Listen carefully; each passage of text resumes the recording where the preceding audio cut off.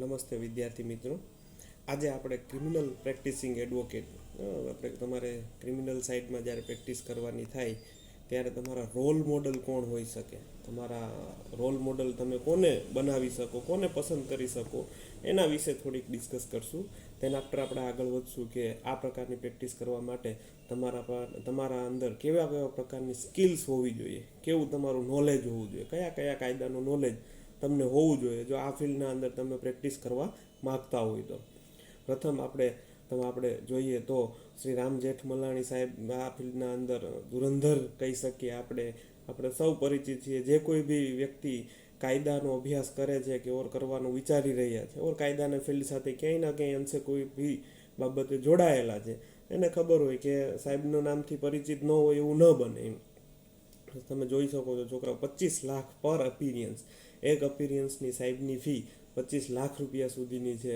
હર્ષદ મહેતાનો જે કેસ હતો એના અંદર રોકાયેલા હતા. 1992નો જે સ્કેમ શેર માર્કેટનો થયો હતો એના અંદર અપિયર થયેલા હતા હર્ષદ મહેતા વતી. Manu Sharma in the case of murder of Jessica Lal, Manu શર્માનો જે જેસિકા લાલ મર્ડર કેસ 1999નો જે કેસ બન્યો હતો એમાં પણ સાહેબ પોતે એડવોકેટ તરીકે રોકાયેલા હતા. લાલકૃષ્ણ અડવાણીનો જે 1992નો બાબરી મસ્જિદનો કેસ છે એમાં પણ સાહેબ અપિયર થયેલા હતા. આ સિવાય બી ઘણી બધા લેન્ડમાર્ક જજમેન્ટ સાહેબના દ્વારા સુપ્રીમ કોર્ટમાંથી અવારનવાર અલગ અલગ હાઈકોર્ટમાંથી પણ આવેલા છે. આપ સૌ પરિચિત હશો જ, નથી એવું હું નથી કહેતો, આપ સૌ કંઈક ને કંઈક સાહેબ વિશે સાંભળેલું હશે, જોયેલું હશે, જજમેન્ટ જોયા હશે, તમે વધારે ખ્યાલ મેળવી શકો છો. આ પ્રેક્ટિસિંગનું તમે જુઓ કેવા કેવા લેન્ડમાર્ક કેસીસમાં સાહેબ રોકાયેલા હતા અને જજમેન્ટ લાવવામાં મદદરૂપ થયેલા છે. તમારે પણ ભવિષ્યમાં આવા જ પ્રકારની પ્રેક્ટિસમાં આ જ પદચિહ્ન ઉપર આગળ વધવાનું થશે. એટલા માટે હું બીજા અલગ અલગ એડવોકેટની પ્રોફાઇલ તમારી સાથે અહીંયા ડિસ્કસ કરું છું, જેથી કરીને તમે તમારા રોલ મોડલ પસંદ કરી શકો અને તમારે કેવા કેવા કામ કરવાના થશે તમે થોડુંક અનુમાન લગાવી શકો છો. તમારી આવકનો ખ્યાલ પણ તમે આ બાબતથી લગાવી શકો છો. બીજા નંબરની પ્રોફાઇલ છે આપણે હરીશ સાલ્વે સાહેબ. તમે કોઈ ના પરિચિત હોય એવા જ એડવોકેટ છે કે 20 થી 30 લાખ રૂપિયા પર અપિરિયન્સ ચાર્જિસ લે છે. ઇન્ટરનેશનલ કોર્ટ ઓફ જસ્ટિસના અંદર જ્યારે કુલભૂષણ જાદવનો 2017નો કેસ છે એમાં પણ સાહેબ રોકાયેલા હતા. વોડાફોનના જે ટેક્સ ડિસ્પ્યુટનો જે કેસ હતો એમાં પણ સાહેબ અંદર એઝ અ એડવોકેટ તરીકે રોકાયેલા હતા. અને મુકેશ અંબાણીનો ગેસ ડિસ્પ્યુટ કેસ 2000ની સાલમાં જે ગેસ ડિસ્પ્યુટના કેસીસ જે બન્યા હતા અંબાણી પરિવારમાં એમાં પણ સાહેબ રોકાયેલા હતા. અને 2G spectrum case, landmark case કહી શકીએ, એવા કેસના અંદર પણ સાહેબ એઝ અ એડવોકેટ તરીકે રોકાયેલા હતા અને ઘણી બધા લેન્ડમાર્ક જજમેન્ટ. આ સિવાય બી તમને બી બધાને ખ્યાલ જ હશે કે ઘણા બધા કેસમાં પોતે પોતાનું યોગદાન આપી ચૂક્યા છે. આપણે નેક્સ્ટ એડવોકેટ તરફ જઈએ. સિદ્ધાર્થ લુથરા 10 થી 15 લાખ પર અપિરિયન્સ એમની ફીસ ચાર્જિસ છે. નિર્ભયા જે કેસ હતો 2012નો એમાં સારું એવું પોતે આઉટપુટ આપી ચૂકેલા છે, તેમાં પણ અપિયર થયેલા છે. 2G સ્પેક્ટ્રમ કેસના અંદર પણ પોતે રોકાયેલા હતા અને જજમેન્ટ લાવવામાં મદદરૂપ થયેલા છે. ધેન જે નેક્સ્ટ પ્રોફાઇલ છે એ પણ એક ફેમસ એડવોકેટ છે, આપણે બધા જ બહુ સારી રીતના ઓળખીએ છીએ, મિસ્ટર કપિલ સિબ્બલ. આપણે સારા એવા પોલિટિશિયન તરીકે પણ ઓળખીએ છીએ અને સારા એવા એડવોકેટ. પોલિટિશિયન તો પછી પહેલાં એડવોકેટ છે, તમે સાંભળજો. પોલિટિશિયન તો પછી થયેલા છે, પહેલાં તો એ એડવોકેટ છે. 15 થી 20 લાખ રૂપિયા તો બહુ જૂનો ફિગર છે એવું કહી શકીએ. 15-20 લાખ રૂપિયા એટ ધેટ ટાઈમના ચાર્જિસ છે, જે અત્યારે ઘણા બધા અંશે વધી ચૂકેલા છે. આપણે એવું ગણીને ચાલવાનું. તમે જોઈ લ્યો અનિલ અંબાણીના જે રિલાયન્સ ગેસ ડિસ્પ્યુટ કેસ હતો એમાં પણ રોકાયેલા હતા. 2G સ્પેક્ટ્રમ કેસ હતો. અયોધ્યા લેન્ડ ડિસ્પ્યુટનો કેસ હતો એમાં પણ પોતે રોકાયેલા હતા. આ સિવાય બી ઘણા બધા જજમેન્ટ હાલની તારીખે બી તમે ઘણીવાર જોતા હોય તો સુપ્રીમ કોર્ટમાં પોતે અપિયર થાય છે. સારા એવા કોન્સ્ટિટ્યુશન લોમાં પણ એમની સારી એવી પ્રેક્ટિસ છે. સારા ઇસ્યુ ઉપર એમને ઘણા બધા લેન્ડમાર્ક જજમેન્ટ લાવવામાં ઘણું બધું યોગદાન આપેલું છે. તમે સમજો છોકરાઓ, આવા બધા સારા કેસીસ તમારે હેન્ડલ કરવાના આવશે ભવિષ્યમાં. જ્યારે ફ્યુચરમાં તમે આ લેવલની પ્રેક્ટિસ કરશો, આ સર્વોચ્ચ સ્થાન છે એવું હું એઝ ઓફ નાવ ગણીને ચાલુ છું કે આ ફિલ્ડના અંદર if તમે કોઈ ક્રિમિનલ પ્રેક્ટિસ પસંદ કરો છો તો આ એક સર્વોચ્ચ લેવલ હોઈ શકે છે. તમે બધા આનાથી પણ આગળ સારી એવી પ્રેક્ટિસ કરો એવી મારી શુભકામના. લેડી એડવોકેટ આપણે ડિસ્કસ કરીએ પ્રોફાઇલ ઇન્દિરા જયસિંહ, બહુ જ સારી એવી પ્રેક્ટિસ. હજી તો થોડાક દિવસ પહેલાં બી ન્યૂઝપેપરમાં હતા. મહિલાઓના રાઇટ્સ માટે બહુ સારું એવું એમને યોગદાન આપેલું છે. બિલ્કિસ બાનુનો જે ગેંગ રેપનો કેસ હતો 2002નો, એમાં પણ પોતે અપિયર થયેલા છે. 2007નો સબરીમાલાનો જે કેસ છે એમાં પણ પોતે જજમેન્ટ લાવવામાં ઘણું બધું યોગદાન આપેલું છે. 377 નંબરની એલજીબીટીના રાઇટ્સ માટેની જે સેક્શન હતી એને ડિસ્ક્રિમિનલાઇઝેશન કરવામાં પોતે યોગદાન આપેલું છે. 5 થી 10 લાખ રૂપિયા પર અપિયરન્સ ચાર્જિસ લે છે એઝ એમની ફી તરીકે. હા, ખાસ મહત્વની વાત અહીંયા છે, to be appointed as additional solicitor general in 2009. 2009માં પહેલા મહિલા એડિશનલ સોલિસિટર જનરલ તરીકે કામ કરેલું છે. એટલે તમે અનુમાન લગાવી શકો છો કે મેડમનું યોગદાન પણ ઘણું બધું ઊંચા લેવલનું છે.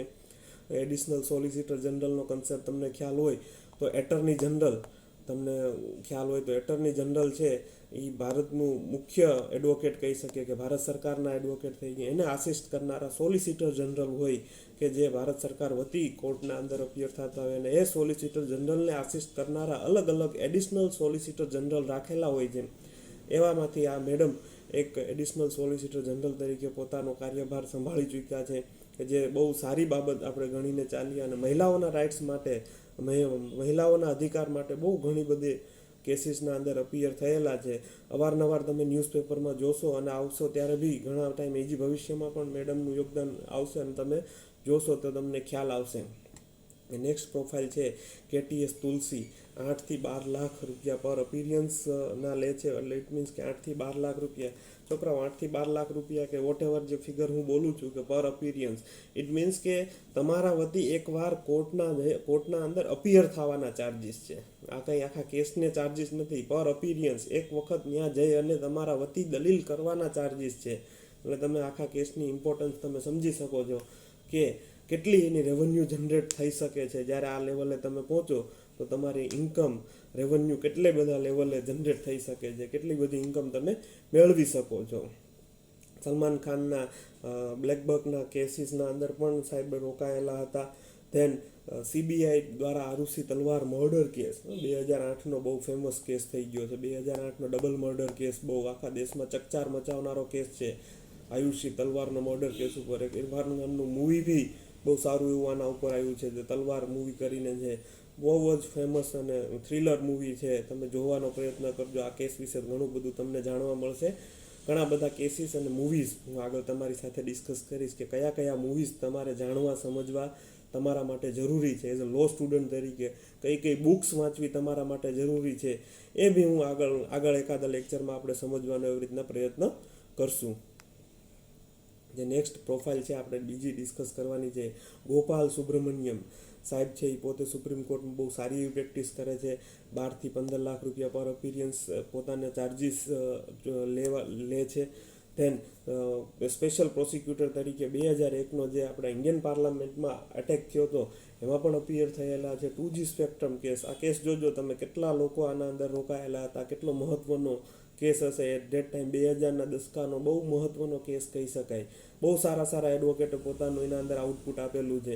એમાં જે કેસીસ મેં ડિસ્કસ કર્યા ને એ બી બહુ લેન્ડમાર્ક કેસીસ છે, કે જે આખી જ્યુડિશિયલ સિસ્ટમને અને ઇન્ડિયન કોન્સ્ટિટ્યુશનને બહુ અસરકારક કેસ છે. એવા બધા કેસીસ આ બધા એડવોકેટ્સ દ્વારા રોકાયેલા હતા અને સારું એવું આઉટપુટ આપેલું છે.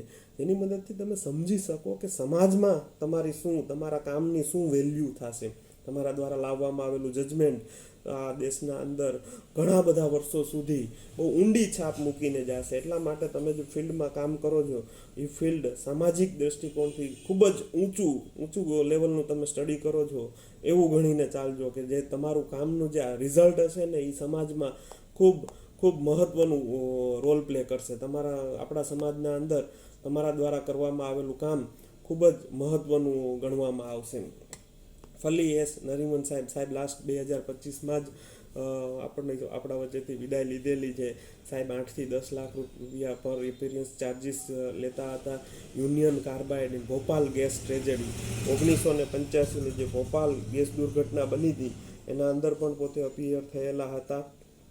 બીજા કોન્સ્ટિટ્યુશનના લેન્ડમાર્ક કેસીસ પછી કેશવાનંદ ભારતીનો જે 1973નો કેસ છે એના અંદર બહુ સારું એવું જજમેન્ટ લાવ્યો. આપણે બધા જ પરિચિત છીએ. જે વિડીયો આ લેક્ચર મારો જોતા હશે એમાંથી રેર ઓફ ધ રેર કોઈ એવું હશે કે જેને કેશવાનંદ ભારતીના કેસ વિશે નહીં જાણ હોય, કે જે ભારતીય બંધારણમાં સર્વોચ્ચ ચુકાદો કહી શકે, કે જે બંધારણની દિશા અને દશા ઘણી બધી રીતના સુધારવાનો પ્રયત્ન કરેલો છે.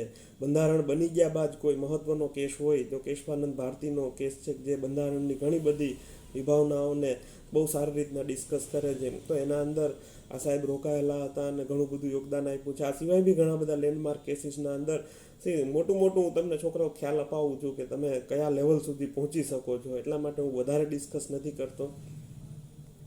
જે નેક્સ્ટ આપણા એડવોકેટ છે અભિષેક મનુ સંઘવી, સમજા આધાર હિયરિંગનો જે કેસ હતો એન્ડ સહારા ગ્રુપના જે લીગલ બેટલ્સને જે લીગલ ડિસ્પ્યુટ હતા એમાં પણ રોકાયેલા હતા. આ સાહેબ કોંગ્રેસ પાર્ટીથી બિલોંગ કરે છે, ઘણા બધા પોલિટિકલ કનેક્શન બી ધરાવે છે. જે આપણે અગાઉ વાત કરી, બધા એડવોકેટ્સ બી પાર્લામેન્ટમાં as a member of parliament તરીકે પોતાનો કાર્યકાળ ભોગવી ચૂકેલા છે. MP MLA બધું તો સાઈડની વસ્તુ છે, પહેલાં એ લોકો એડવોકેટ છે એવી રીતના જ આપણે કન્સિડર કરીએ છીએ. કરુણા નંદી મેડમ સુપ્રીમ કોર્ટના બહુ જ સારા એવા એડવોકેટમાંથી નામ ધરાવે છે. ટાઈમ્સ મેગેઝિનમાં પણ એમને સામેલ કરવામાં આવેલા છે, તમે જોઈ શકો છો. ધેન એન્ટી રેપ લો, મહિલાઓના અધિકાર માટે ઘણી બધી મેડમે લડત લડેલી છે. Free speeches, internet shutdown in Kashmir 2019માં જ્યારે કાશ્મીરમાં 370ની કલમ જે હટાવવામાં આવી ત્યારે કાશ્મીરમાં જે ઇન્ટરનેટ સેવા બંધ કરવામાં આવેલી હતી એ બાબતે બી સુપ્રીમ કોર્ટ દ્વારા સારું એવું જજમેન્ટ લઈને આવેલા છે. ભોપાલ ગેસ ટ્રેજેડી 1985માં જે ભોપાલની ગેસ દુર્ઘટના બની હતી એના અંદર પણ વિક્ટિમ્સને ન્યાય અપાવવા માટે જે કમ્પન્સેશનની રકમ નક્કી કરવામાં આવી હતી એના અંદર બહુ સારું એવું પોતાનું યોગદાન આપી ચૂકેલા છે. દેન આપણે બીજા પ્રેક્ટિસિંગ એડવોકેટ વિશે વાત કરીએ. દેન તમે જોઈ શકો છો P. ચિદમ્બર સાહેબ છે, જે બી પોતે એડવોકેટ છે અને પોલિટિકલ ઇમેજ ધરાવે છે. હું જે ગામથી બિલોંગ કરું છું, જે સિટીથી બિલોંગ કરું છું, શ્રી અભયભાઈ ભારદ્વાજ અમારા રાજકોટ સિટીના બહુ ફેમસ એડવોકેટ છે. રાજકોટ ગુજરાત કોઈ એમના નામથી પરિચિત ના હોય એવું ના બને. સાહેબનું પણ સારું એવું નામ છે ક્રિમિનલ પ્રેક્ટિસિંગના અંદર. સાહેબ હાલ હયાત નથી આપણા વચ્ચે, પણ સાહેબનું યોગદાન બહુ સારું એવું રહેલું છે. સીમા સમૃદ્ધિ નિર્ભયા કેસના અંદર રોકાયેલા હતા. ધેન આ બે બહેનો છે મેનકા એન્ડ અરુંધતી, કે જે ડિસ્ક્રિમિનલાઇઝેશન ઓફ સેક્શન 377 પોતે સારું એવું યોગદાન આપી ચૂક્યા છે, કે જે સારા એવા જજમેન્ટમાં કન્સિડર થાય છે. ઘણા બધા નામી અનામી પ્રેક્ટિશનરો કે જે હાઈકોર્ટ અને સુપ્રીમ કોર્ટના અંદર એડવોકેસીની ફિલ્ડમાં, તમે હવે આ ફિલ્ડમાં છો એટલે તમે જોતા જ હોય કે કોણ કેવા એડવોકેટ સારા એડવોકેટ છે, જેની રેવન્યુથી લઈ અને સામાજિક પ્રતિભા ઘણી બધી સારી છે. તો આપ સૌને ખ્યાલ આવે કે તમારે પણ આ લેવલે પહોંચવાનું છે, તમારે પણ એવી પ્રેક્ટિસ કરવાની છે કે જે સમાજ ઉપયોગી થાય, તમારા પોતે રેવન્યુ જનરેશનમાં ઉપયોગી થાય. આ બધી પ્રેક્ટિસ બહુ મહત્ત્વની પ્રેક્ટિસ છે. એમાંની ક્રિમિનલ પ્રેક્ટિસ ખૂબ જ ઇમ્પોર્ટન્સ ધરાવનારી પ્રેક્ટિસ છે. તો એ બધા વિશે, તમારા રોલ મોડલ વિશે આપણે થોડીક ડિસ્કસ કરી. આગળ આપણે જોઈએ કે આ ફોટો મારો છે, આ વળી એ ડિસ્કસ કરવાનો રહી ના જાય. આ ફોટો મારો છે, જગ્યા સારી એવી અહીંયા વધતી હતી અને મને ફોટા પાડવાનો બહુ શોખ છે, તો મેં કીધું લાવ હું મારો ફોટો મૂકી દઉં. એટલે આ ફોટો મારો છે. ધેન તમને આગળ આપણે ડિસ્કસ કરીએ કે ક્રિમિનલ પ્રેક્ટિસ કરવી હોય અને એના રિલેટેડ મૂવીઝ અને વેબ સિરીઝ છે જે મારે થોડીક મેં મારી રીતના મને બહુ સારી લાગી છે, એ થોડીક તમને સમજાવવાનો, કે જેના અંદરથી તમને આછો પાતળો ખ્યાલ આવશે કે આ પ્રેક્ટિસમાં કેવા પ્રકારના કેસીસ હોઈ શકે છે. જોલી LLBના 1, 2 અને 3 પાર્ટ છે, એ પણ ખૂબ જ મહત્ત્વના છે. આ દામીની મૂવી છે, જૂનું થોડું મૂવી છે, પણ સારી એવી કોર્ટ પ્રેક્ટિસ દર્શાવે છે. મુલ્ક મૂવીનો આ સીન છે. મુલ્ક મૂવીમાં પણ બહુ સારી રીતના કોન્સ્ટિટ્યુશનલી પ્રેક્ટિસ છે, સિવિલ કેસ છે, પણ સારી એવી સમજ તમને આપી શકે છે કે પ્રેક્ટિસ કેવી હોઈ શકે, કોર્ટ પ્રેક્ટિસ કેવી હોઈ શકે. સિર્ફ એક બંદા કાફી છે, બહુ જ સારું એવું મૂવી છે, જોવાનો પ્રયત્ન કરજો ટાઈમ મળે તો. જો रंगमंच किरदारों का पहलू दिखलाता है, જિંદગી કે કિરદારો કા ભેદ દિખલાતા હૈ. મૂવીઝ અને જે આ તમે વેબ સિરીઝ કહો છો, અત્યારના સમયે તમને જો કોઈ સારામાં સારી સમજ આપી શકતું હોય તો આ છે, કે થિયેટર છે, સિનેમા છે, રંગમંચ છે, આ બધા જ તમને અને મને સારી રીતના બહુ સારું એવું શીખવાડવાની જો કોઈ ડાયરેક્ટલી તમારા મનમાં અસર કરતું હોય તો આ બધું બહુ સારી રીતના શીખી શકો છો તમે. આપણને બધાને ખબર છે કે મૂવી જોયેલું હોય એ સ્ટોરી અને એ બહુ આપણને સારી રીતના યાદ રહી જાય છે. તો આવા મૂવીઝ જોવાનો પ્રયત્ન કરો. ક્રિમિનલ જસ્ટિસની જે વેબ સિરીઝ છે 1, 2 અને 3 પાર્ટ આપેલા છે એ બી બહુ સારી રીતના ક્રિમિનલ પ્રેક્ટિસ દર્શાવે છે. તમે જોઈ શકો છો કે ક્રિમિનલ પ્રેક્ટિસ કેવી હોય છે, એમાં શું શું કરવાનું હોય છે, કેવી રીતના કામ ચાલે છે કોર્ટના અંદર. પિંક મૂવીનો આ સીન છે. પિંક મૂવી પણ સારું એવું કોર્ટ પ્રેક્ટિસનું પ્રદર્શન કરે છે કે જે જોવામાં આપણે ઘણું બધું નોલેજ લઈ શકીએ છીએ. શાહિદ મૂવી આ ઘણું થોડું જૂનું મૂવી છે પણ બહુ જ સારું મૂવી છે. તમે જોજો ઇમર્જિંગ એડવોકેટ તરીકે જે રાજકુમાર રાવનો સંઘર્ષ છે અને જે દર્શાવ્યું છે તમે ખૂબ સારી રીતના કોરિલેટ કરી શકશો. હા, મોહરા મૂવી આ પ્રેક્ટિસ સાથે કંઈ જોડાયેલું નથી પણ મેં આ મોહરા મૂવી છે ને જોઈને ઘસી નાખેલું છે. એટલે વળી પાછો એનો જ એક સીન યાદ આવી ગયો તો વળી પાછું મેં ફોટાની જગ્યા રહેતી હતી તો મોહરા મૂવીમાં નો સીન જ એક પેસ્ટ કરી દીધો કે એ બહુ સારું એવું મૂવી છે. મને બહુ ગમે છે. તમે લોકો જોજો જો અનુકૂળ હોય તો. નેક્સ્ટ હવે આપણે જ્યારે નેક્સ્ટ લેક્ચરમાં મળશું ત્યારે હું તમને way to become a good criminal advocates કે સારા એડવોકેટ હોય તો એની પાસે તમારે આ ક્રિમિનલ એડવોકેટ સારા એવા ક્રિમિનલ પ્રેક્ટિસિંગ એડવોકેટ બનવું હોય તો તમારી પાસે કેવી કેવી સ્કિલ્સ હોવી જોઈએ, કેવું કેવું નોલેજ હોવું જોઈએ. આ સ્કિલ ડેવલપ કરવાના રસ્તા પણ હું તમને સજેસ્ટ કરીશ. તમે આ સ્કિલને કઈ રીતના શાર્પ કરી શકો. શાર્પ ઇન ધ મીન્સ આમ પેન્સિલની અણી કાઢી અને કેમ ધારદાર બને. તો આ તમારા જીવનના અંદર જ્યારે આ ફિલ્ડના અંદર ઉતરો છો ત્યારે તમારામાં કેવી કેવી સ્કિલ્સ હોય તો તમે આ ફિલ્ડના અંદર બહુ જ સારી રીતના પ્રેક્ટિસ કરી અને વ્યવસ્થિત ખૂબ જ ઝડપથી સફળતા મેળવી શકો. એ બધી જ જરૂરી આ 10 સ્કિલ છે એ આપણે નેક્સ્ટ લેક્ચરના અંદર એક એક કરીને વધારે સારી રીતના ડિસ્કસ કરશું. જોડાયેલા રહો, લાઈક કરજો, શેર કરજો. તમારા કંઈ સુધારા વધારા મને મારા ચેનલને લગતા કે મારા આ જે કંઈ લેક્ચર લઉં છું એને લગતા હોય તો બી જણાવજો. ફરી પાછા મળીએ. ચાલો, થેન્ક યુ, બાય બાય. મળીએ. ચાલો, થેન્ક યુ.